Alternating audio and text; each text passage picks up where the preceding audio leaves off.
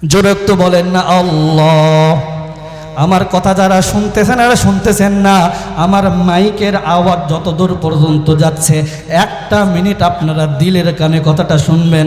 আমরা যারা মুসলমান, আমার বাবা মুসলমান, আমি মুসলমান হয়েছি, আমার দাদা মুসলমান, আমি মুসলমান হয়েছি, চামড়া কাটা বাদ দিয়েছি, তাই মুসলমান। কথা বলেন ঠিক কি না? হ্যাঁ, মুসলমান হতে হলে আল্লাহ রাব্বুল আলামিন পবিত্র কালামে হাকিমের ভিতরে বলেছেন, ইয়া আইয়ুহাল্লাযীনা আমানু দুখুলু ফিস-সিলমি কাফা। চিৎকার দিয়ে বলি আল্লাহু আকবার। হে মুসলমান, তোমরা যদি পুরোপুরি মুসলমান হতে চাও, উদখুলু ফিস-সিলমি কাফা, পরিপূর্ণভাবে ইসলামের ভিতর প্রবেশ করতে হবে। তুমি কিছু মানবা না, তা হবে না। তুমি নামাজও পড়বা, তুমি রোজাও করবা, ইসলাম বিরোধী কাজও করবা, তাহলে হবে না।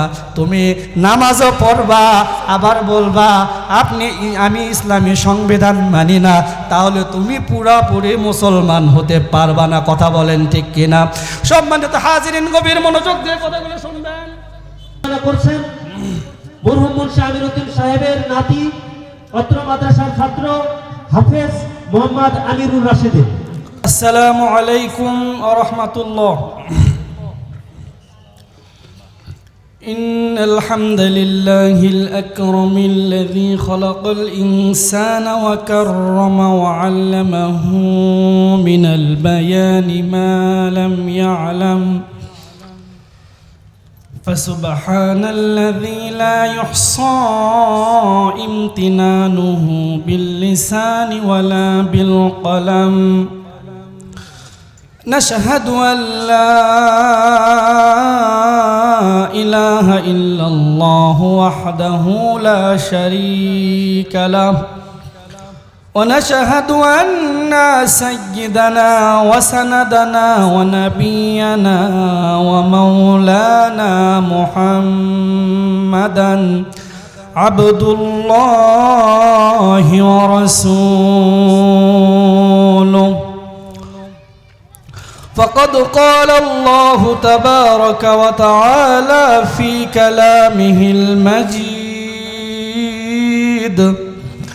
وفرقانه التوحيد. যারা পারি সকলেই বলি আউযু বিল্লাহি মিনাশ শাইতানির রাজীম। বিসমিল্লাহির রহমানির রহিম।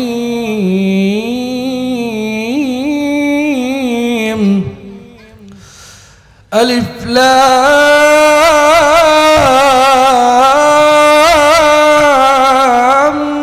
মিম। যালিকাল الكتاب لا ريب فيه هدى للمتقين.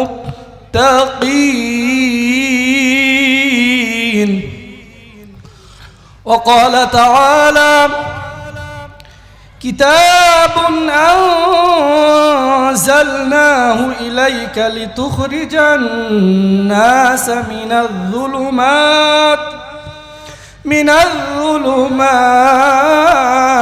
إلى النور.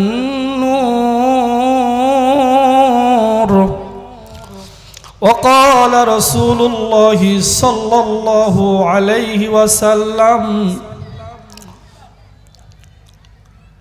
خيركم من تعلم القرآن وعلمه، أو كما قال عليه الصلاة والسلام. সে কোন বন্ধু বলো বড় বিশ্বস্ত, যার কাছে মন খুলে দেয়া যায়, যার কাছে সব কথা বলা যায়, হওয়া যায় বেশি আশ্বস্ত, হওয়া যায় বেশি আশ্বস্ত। যেজন কখনো ব্যথা দিতে জানে না, যেজন কখনো ব্যথা দিতে জানে না, তার নাম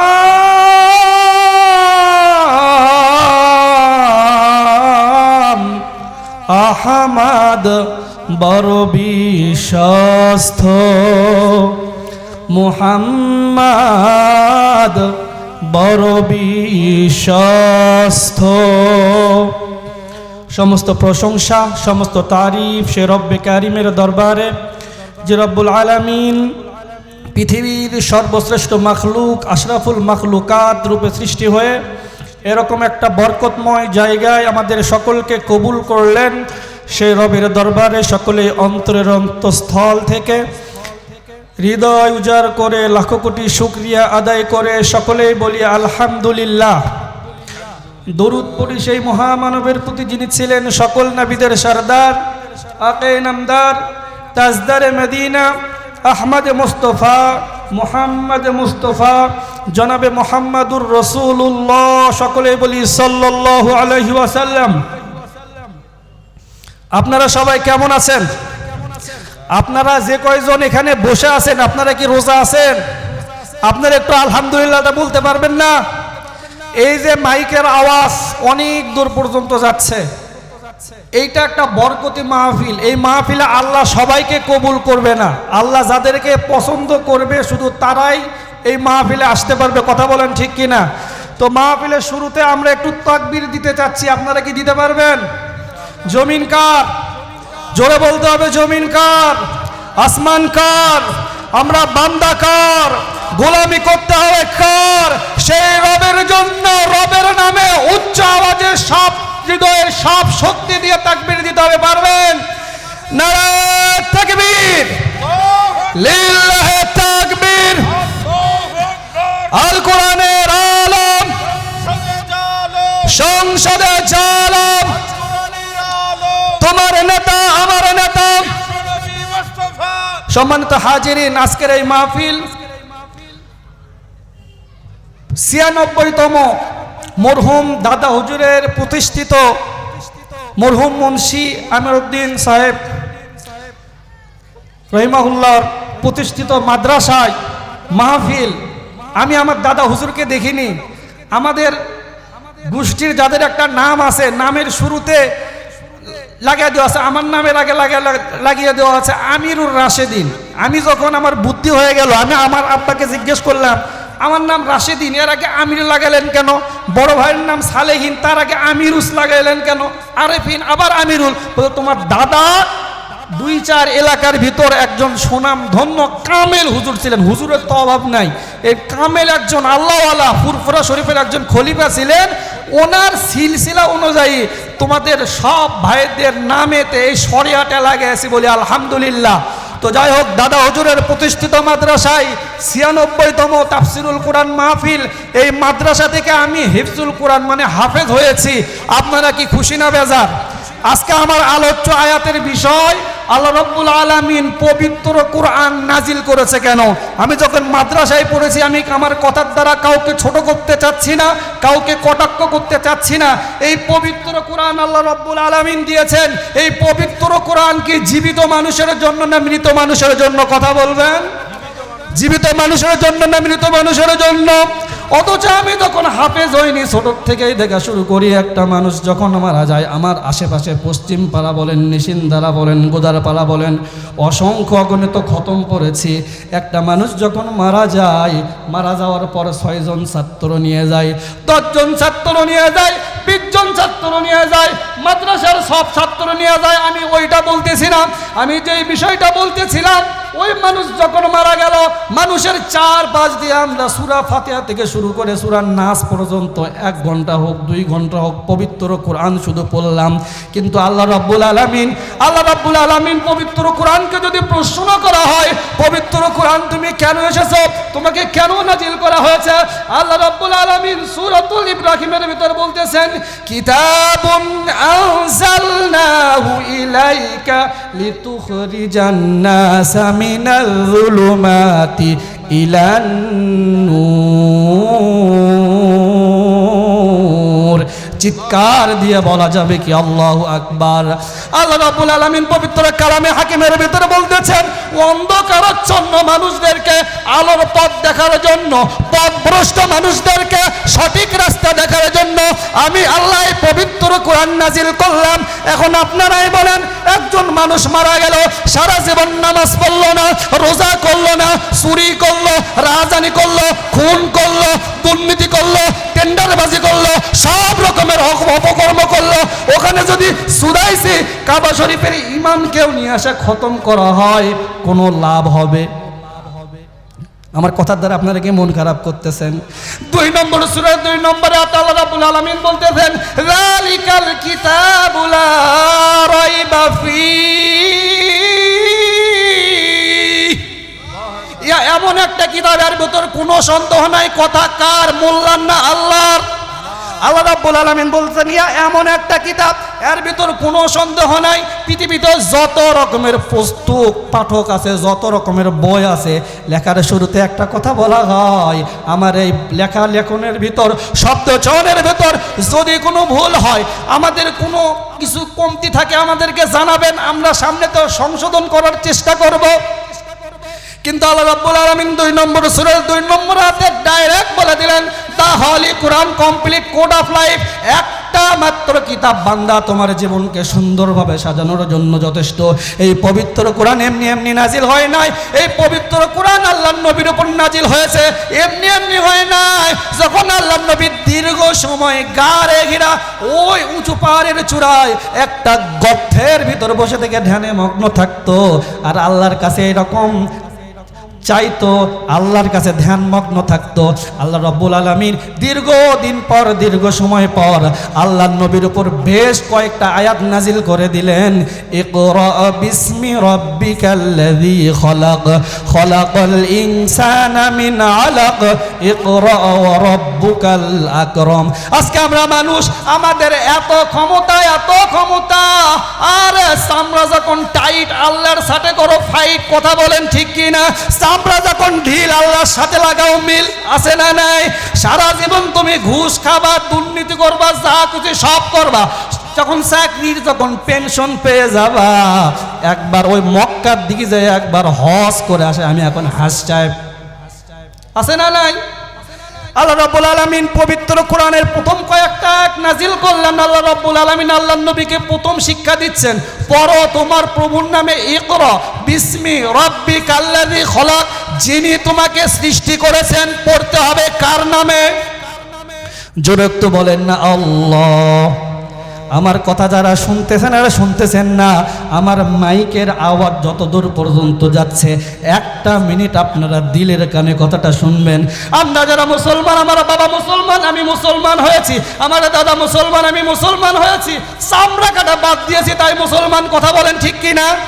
হ্যাঁ, মুসলমান হতে হলে আল্লাহ রাব্বুল আলামিন পবিত্র কালামে হাকিমের ভিতর বলেছেন, ইয়া আইয়ুহাল্লাযীনা আমানু দুখুলু ফিস সিলমি কাফা।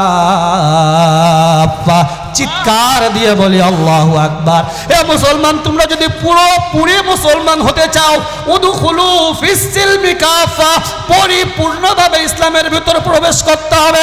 তুমি কিছু মানবা না, তা হবে না। তুমি নামাজও পড়বা, তুমি রোজাও করবা, ইসলাম বিরোধী কাজও করবা, তাহলে হবে না। তুমি নামাজও পড়বা, আবার বলবা আমি ইসলামী সংবিধান মানি না, তাহলে তুমি পুরাপুরি মুসলমান হতে পারবা না। কথা বলেন ঠিক কিনা? সম্মানিত হাজিরিন, গভীর মনোযোগ দিয়ে কথাগুলো শুনবেন। সম্মানিত হাজিরিন, গভীর মনোযোগ দিয়ে কথাগুলো শুনবেন। এই পবিত্র কোরআন যখন আল্লাহর নবীর উপর নাজিল হয় নাই, আল্লাহর নবীর নাম ছিল আল আমিন। কি নাম? এই নামটা কে দিয়েছিল? এই নামটা কিন্তু মুসলমান দেয় নাই, আল্লাহও দেয় নাই। ওই সময়ের যারা কাফের, মুশরিক, বেদিন, তারাই নাম দিয়েছিল আল আমিন। সমাজের ভিতর সবচেয়ে ভালো মানুষ হলো মুহাম্মদ, আব্দুল্লাহর ছেলে মুহাম্মদ। আরে ওই ছেলেটা কোনো গুনার কাজ করে না, মিথ্যা কথা বলে না, পরনারীর দিকে তাকায় না, জেনা করে না, মদ খায় না, কোনো খারাপ কাজ করে না। ওই ছেলের মতো ছেলেই হয় না। এই কথাটা কে বলেছিল? ওই সময়ের যারা কাফের, মুশরিক, বেদিন, তারা এই উপদেশ দিয়েছিল। তাদের ধন সম্পদ সবকিছু আমার রসুলের কাছে রেখে যেতেন। কিন্তু আল্লাহর নবীর উপর যখন পবিত্র কালামে হাকিম নাজিল হলেন, যখন আল্লাহর নবীর উপর এই প্রথম সূরা আলাকের প্রথম কয়েকটা আয়াত নাজিল হলেন, আল্লাহর নবী ভয় পেয়ে গেলেন, বাসায় চলে গেলেন, কম্বল মুড়ি দিয়ে ঘুমালেন। আল্লাহ রাব্বুল আলামিন আবার আয়াত নাজিল করলেন, ইয়া আইয়ুহাল মুদ্দাসসির কুম ফাআনজির ওয়া রাব্বাকা ফাকাব্বির। চিৎকার দিয়ে বলেন আল্লাহু আকবার। তাকবীর হবে কার নামে? কথা কার? কথা কার? ও রব্বুকা ফাকাব্বির। আজকে যদি নারায় তাকবীর আল্লাহু আকবার এই স্লোগান যদি দেয়, তাহলে বলে ওরা জঙ্গি জঙ্গি জঙ্গি। কথা বলেন ঠিক কিনা? ক্লিয়ার কাট করে একটা কথা বলে দেই, যখন আল্লাহর নবী নবুয়ত প্রাপ্ত হন নাই, তখন আল্লাহর নবীর নাম ছিল আল আমিন। যখন আল্লাহর নবীর উপর পবিত্র কোরআন নাজিল হলো, তখন ওই সময়ের কাফেররা, যখন ওই সময়ের কাফেরদেরকে এসে বললেন, আহাল্লাল্লাহুল বাইআ ওয়া হাররামার রিবা, আল্লাহ ব্যবসাকে হালাল করেছেন আর সুদকে করেছে হারাম। তোমরা ব্যবসা করবা কিন্তু সুদ খেতে পারবা না, মদ খেতে পারবা না, নারী কেলেঙ্কারি করতে পারবা না, জেনা করতে পারবা না, ধর্ষণ করতে পারবা না। এই কথাগুলো যখন আল্লাহ রাব্বুল আলামিন বিভিন্ন প্রেক্ষাপটে কথাগুলো, আয়াতগুলো নাজিল করতেছিলেন, তখন ওই সময়ের কাফেররা যারাই আল্লাহর নবীর নাম দিয়েছিলেন আল আমিন, তখন তারা বলল মুহাম্মদ, আব্দুল্লাহর ছেলে মুহাম্মদ আর মুহাম্মদ নাই, মুহাম্মাদের নাম তখন পাগল আর মাতাল। কথা বলেন ঠিক কিনা? এই দীর্ঘ 16 বছর একই ক্যাটাগরি, একই কথা, একই ধাপ যারা এই কথা বলেছে, এখন যারা হক কথাগুলো বলে তাদেরকে আর ওই পাগল মাতাল বলে না, ডাইরেক্ট বলে রাজাকার। কথা বলেন, কথা বলেন, কথা বলেন ঠিক কি না? রাজাকার, রাজাকারের খেলা শেষ। এতদিন যারা রাজাকারের গালি দিয়েছে, একটা মাত্র রাজাকারের গালি দিয়ে এই দেশে তাদের জায়গা হয়নি। আজকেও যদি কেউ রাজাকার বলতে চাও, তোমাদের জায়গা এই বাংলাদেশে হবে না। কথা বলেন ঠিক কি না? কোরআনের পাখি আল্লামা সাঈদী একটা কথা বলেছিল, সময় আসবে এমন ইন্দুরের গর্ত খুঁজে পাবা না, 16 কোটি মানুষ গাছের গোড়া ধরে এমন ভাবে ঝাঁকি দিবে, বাংলাদেশে ঠাঁই হবে না, মামু বাড়ির দিল্লি গিয়ে পড়বা। কথা বলেন ঠিক কিনা? 2024 সালে 5 তারিখে এইরকম ভাবে দল মত নির্বিশেষে নারী, ছেলে, বুড়া বুড়ি সব যখন রাস্তায় বের হয়েছে, একদম এক ঝাঁকি দিয়েছে, রান্না করা বিরিয়ানি খাওয়ার সুযোগ হয়নি। কথা বলেন ঠিক কিনা? একটা মাত্র কথা, কি কথা? রাজাকার। কি কথা? রাজাকার। হক কথা বললে যত দোষ নন্দ ঘোষ, সত্যটা বললে দোষ, করলে অন্যায়ের প্রতিবাদ, দামটা হবে তোমার মৌলবাদ। ভাইরে নামটা হবে তোমার মৌলবাদ। আপনি যদি সুবহানাল্লাহ আলহামদুলিল্লাহর ওয়াজ করেন, আপনার বিরুদ্ধে কোনো অভিযোগ থাকবে না। আপনি যখনই সংসদে কোরআনের আইন দিতে চাবেন, তখনই এক দলের লোক বলবে আমরা ইসলামী শরীয় আইন মানি না। এ কবরে যাওয়ার পর প্রশ্ন কয়টা হবে? 3টা প্রশ্ন। অনেকে এইরকম কথাগুলো যখন আমরা বলি, বলে হুজুর এটা হলো তাফসিরুল কোরআন মাহফিল, এখানে রাজনীতিক কথা বলবেন না, এরকম বলা লোক আছে না নাই? এখন কবরে যাওয়ার পর আমি যেটা দেখছি, কবরে যাওয়ার পর 3টা প্রশ্ন হবে। 3টা প্রশ্নে তো রাজনীতিক। হুজুর কথা ঠিক কিনা? 3টা প্রশ্নে 1 নম্বর তোমার রবকে। এ কথা বলেন, রবকে? আল্লাহ। তাহলে আমাদের রব আল্লাহ, সৃষ্টিকর্তা আল্লাহ, লালন কর্তা আল্লাহ, পালন কর্তা আল্লাহ, রিজিক দাতা আল্লাহ, হায়াত দাতা আল্লাহ, মৌত দাতা আল্লাহ, সব কিছুর মালিক যেহেতু আল্লাহ, তাহলে আপনি আল্লাহর প্রশংসা বাদ দিয়ে মানুষের প্রশংসা কেন করেন? মানুষের গোলামি কেন করেন? তার মানে আপনি 1 নম্বর প্রশ্ন মারেন না। 2 নম্বর প্রশ্নে কি? কেউ বলে মান দিনুকা, কেউ বলে মান নাবিয়ুকা। যাই হোক যেইটা, 2 নম্বর প্রশ্ন ধরেন মান দিনুকা মানে তোমার দল কি? ওখানে যে কি বলবেন? আওয়ামী লীগ, জাতীয় পার্টি, বিএনপি, জামাত, জাসদ, বাসদ, চরমনাই, হেফাজত, খেলাফত বললে কি কাজ হবে? ওখানে দল কয়টা? ইন্না দ্বীনা ইনদাল্লাহিল ইসলাম। আল্লাহ রাব্বুল আলামিন যদি দলের কথা বলে, আল্লাহ কি বলতেছেন? ওয়াকুল জাআল হক ওয়া যাহাকাল বাতিল। 1 নম্বর দল হলো হক। কথা কার? মোল্লার না আল্লাহর? আল্লাহ বলতেছেন ওয়াকুল জাআল হক। 2 নম্বর, 1 নম্বর যদি বান্দা তুমি না মানতে পারো, ওয়া যাহাকাল বাতিল, ও বান্দা তুমি হক মানো নাই, বাতিল মানতে হবে না, তুমি এমনি বাতিলের দলে চলে যাবা। ইন্নাল বাতিলা কানা যাহুকা। যাই হোক সংক্ষেপে বলে দিয়ে যাই। 3 নম্বর প্রশ্ন যখন বলা হবে মান নাবিয়ুকা, তোমার নেতাকে, আপনি দুনিয়ায় কাকে মেনেছেন বলেন তো? আজকে দেখা যায় অনেক পরিচিত ভাই, বিশেষ করে অনেকেই যখন আপনি 3 নম্বর প্রশ্ন বলা হয়, এখন অনেকেই দেখা যায় আমি উমুকের আদর্শে আদর্শিত, আমি উমুকের স্টাইল চলাফেরা করি, উমুকের লাইফ স্টাইল আমার খুব ভালো লাগে। ও ভাই, ও যুবক, আমি তোমাকে বলতে চাই, যার সাথে যার মোহাব্বত তার সাথে তার আখেরাত। দুনিয়াতে তুমি এক খেলোয়াড়কে পছন্দ করো, ওই খেলোয়াড় যদি জাহান্নামে যায় তুমি জাহান্নামী। তুমি কোনো গায়ককে পছন্দ করো, ওই গায়ক যদি ইসলামপন্থী হয়, ওই গায়ক যদি জান্নাতে যায় তুমি জান্নাতে যাইবা। তুমি কোনো নেতাকে পছন্দ করো, ওই নেতা যদি ইসলামপন্থী না হয়, যদি জাহান্নামে যায়, তুমি তার আদর্শে আদর্শিত হওয়ার কারণে তোমাকেও জাহান্নামে যাইতে হবে। যা গভীর মনোযোগ দিয়ে কথাগুলো শুনবেন। যেটা বলতে চাচ্ছিলাম 1 মিনিটের কথা আমি নিজেই বলে গিয়েছি। আল্লাহ রাব্বুল আলামিন পবিত্র কালামে হাকিমের ভিতর প্রথম আয়াত যেটা নাজিল করলো, প্রথম আয়াতটা হলো ইকরা বিসমি রাব্বিকাল্লাযী খলাক। পড়তে হবে কার নামে? পড়তে হবে আল্লাহর নামে। আমরা পড়ি কার নামে? এই কথা বলেন। মাদ্রাসায় দেয় কারকে জানেন? আমি যখন পড়তেছিলাম এক মুরব্বী এরকম ভাবে বলতেছিল যে 1 দিছে বাপের, 1 দিয়ে কোনো কাজ হয় না। এক বাপের 3টা বাচ্চা, যেই 2টার ব্রেন ভালো, একজনকে দিয়েছে ডাক্তারি লাইনে, একজনকে দিয়েছে ইঞ্জিনিয়ারিং লাইনে, যেইটা ওই ভালোভাবে দেখতে শুনতে ভালো না। এখন কি করে খাবি? ওই মাদ্রাসার ইমামতি করবি, না হলে একটা মুয়াজ্জিনি করবি, করে খাবি। এরকম আছে না নাই? কিন্তু এখন কিন্তু ওইটা না। এখন ডক্টর মিজানুর রহমান আজহারি তৈরি হয়েছে, মামুনুল হক তৈরি হয়েছে। এখন সম্ভ্রান্ত পরিবারের ভালো ভালো ঘরের ভালো ভালো সন্তানরা দিনের লাইনে আসতেছে। জোরে বলি আলহামদুলিল্লাহ।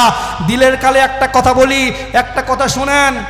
আপনার সন্তান ভালো স্কুলে পড়ে, কিন্তু আপনি বাবা সকালবেলা আপনার সন্তান প্রাইভেট মিস করছে, আপনি রাগ করলেন, এত টাকা খরচ করে তোমাকে আমি প্রাইভেট পড়াই, তুমি আজকে প্রাইভেটে গেলে না, মানে কোচিং মিস করলো, আপনি রাগান্বিত হয়ে গেলেন। তুমি কোচিং মিস করছো, পরীক্ষায় ফলাফল কি হবে তুমি জানো?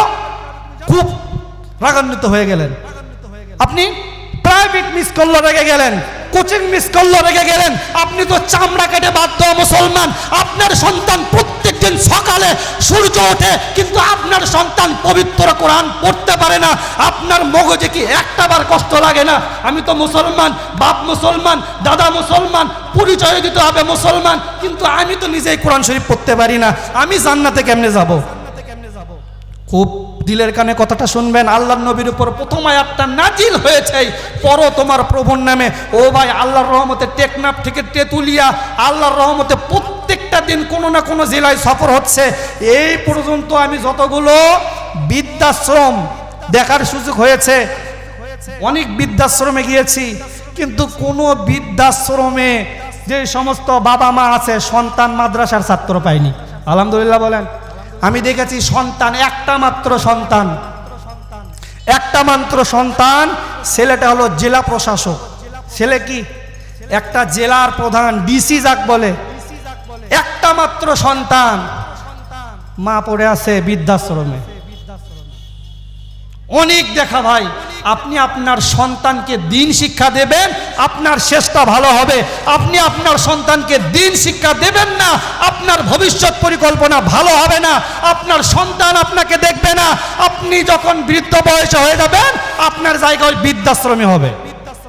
এজন্য এখন দেখা যায় পরের বিটি ঘরে নিয়ে আসার সঙ্গে সঙ্গে বুড়ো বুড়ির আর জায়গা হয় না, অথচ ওই সন্তান কালকে দেখলাম একটা বাচ্চা একটা নলকূপের ভিতর পড়ে গেছে। আহারে, প্রথম যখন পোস্টটা দেখলাম অনেক ভালো লাগলো, কিন্তু দেখা যায় বাচ্চাটা পৃথিবীতে আসার কিছুক্ষণ পরে যখন তাকে হাসপাতালে নিয়ে যাওয়া হলো, মৃত ঘোষণা করলো।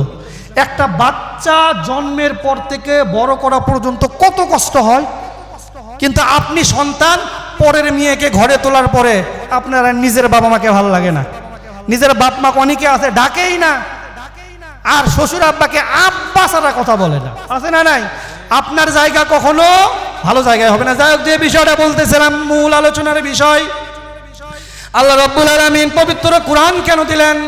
কিতাবুন আনজালনাহু ইলাইকা লিতুখরিজান নাসা মিনাজ যুলুমাতি ইলান নূর, অন্ধকারাচ্ছন্ন মানুষদেরকে সঠিক পথের রাস্তা দেখানোর জন্য, আলোর পথ দেখানোর জন্য আল্লাহ রাব্বুল আলামিন পবিত্র কোরআন নাজিল করলেন। এই যে একটা মাঠের ব্যবস্থা করা হয়েছে, এখানে আমি চশমা পরেছি, চশমা ছাড়াও দেখতে পারি।